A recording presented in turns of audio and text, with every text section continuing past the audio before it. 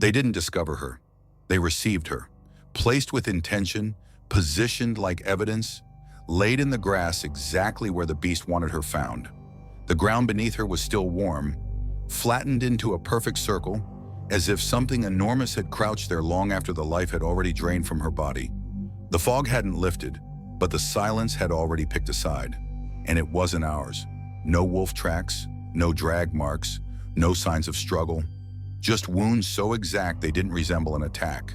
They resembled instructions, a message carved into flesh, written in a language older than fear. Here is the line that changes everything. She wasn't the first life it ended. She was the first life it returned. Whatever leaned over that girl in the hills of southern France didn't kill because it was hungry. It killed because stories need beginnings. Here in the lost past, we don't chase legends. We exhume the things the earth itself tried to bury. Tonight, we reopen the case that taught an entire nation that monsters don't wait in the dark. They walk in daylight, smiling because they know the rules better than we do. The Beast of Gévaudan. Not a wolf, not a myth. A predator that hunted something far more vulnerable than bodies: certainty.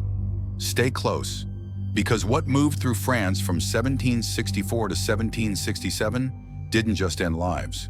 It made the living wonder if reality had been misbehaving long before anyone noticed. When fear grew a face, Gévaudan wasn't a kingdom. It was a wound, a land carved from forest, stone, and long shadows where daylight never stayed long enough to reassure anyone. Wolves were normal, predictable, understood. But in the summer of 1764, something crossed out of the woods and rewrote the definition of predator.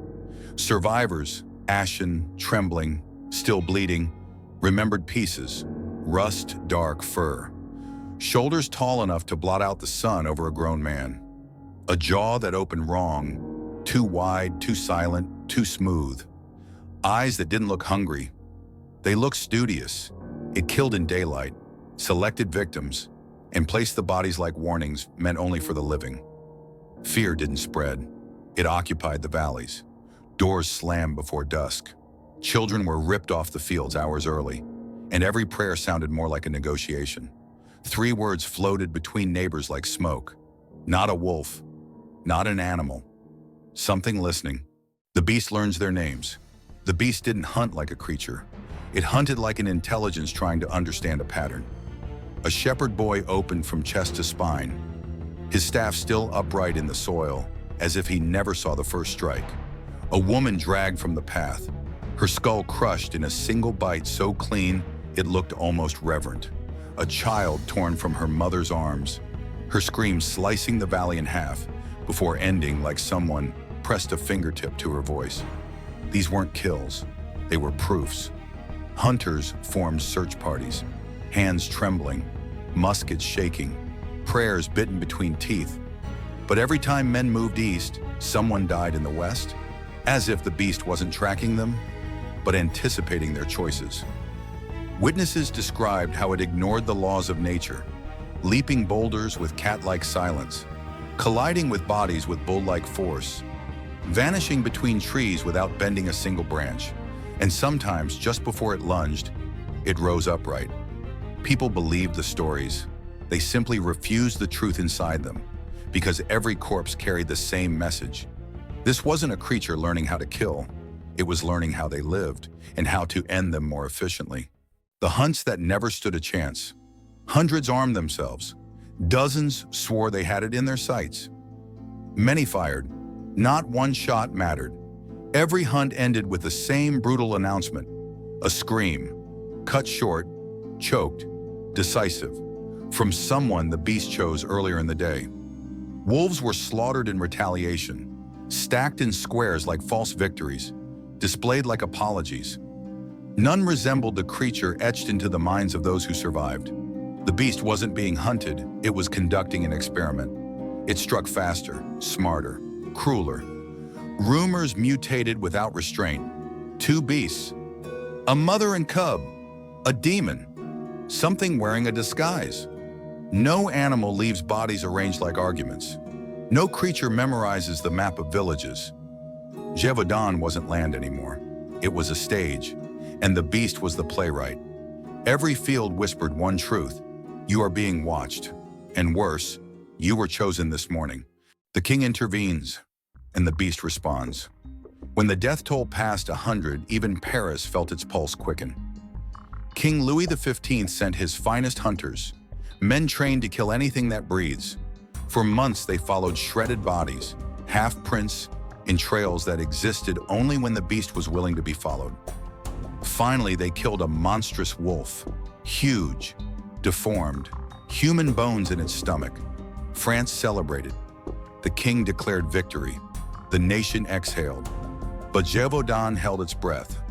Because 2 months later, just before dawn painted the hills, a woman screamed, and the beast answered, methodical, unhurried, unchanged. Whatever the king killed, it wasn't the ruler of these hills. The shot that shouldn't have worked. By 1767, villagers weren't living. They were enduring. Then came Jean Chastel. Quiet, devout, strange. A man who prayed like he'd already met the thing in his nightmares. During a coordinated hunt, he froze, stopped walking, stopped searching, stopped breathing. Witnesses swore the forest inhaled and held it. Then the beast stepped into the clearing, not stalking, not attacking, walking, recognizing him with the calm of something that remembered faces. Chastel raised his musket, not with courage but with surrender, and fired. Here is the visceral moment you were missing. The shot didn't echo. The forest absorbed it, as if sound itself refused to witness what came next. The creature staggered. Not like an animal, but like something shocked to discover that it could bleed. Then it collapsed. The body on the ground had joints that bent the wrong way, angles that made witnesses faint, and doctors refused to sketch what they saw. The attack stopped. The king dismissed the nightmare. Life pretended to continue, but Gévaudan remembers. Aftermath. Where old things wait, more than 100 dead, mostly children. The graves still stand. The grief still breathes. But the truth? It never surfaced. Mutation, hybrid, escaped predator, something born wrong, or something ancient wearing a familiar shape to be invited closer? And the question villagers still whisper: did Chastel kill the last one, or the only one interested in being seen?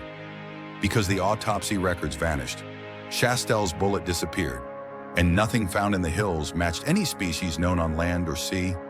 The Beast of Gévaudan didn't disappear. It withdrew.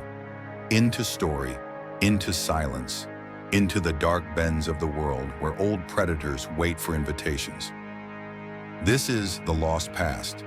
If you want more nights like this, you know how to return.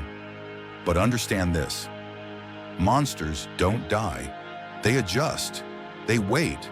And sometimes they come back not when their name is spoken, but when the land starts tasting like fear again. Tonight, you did more than speak its name. You reminded it that we still remember.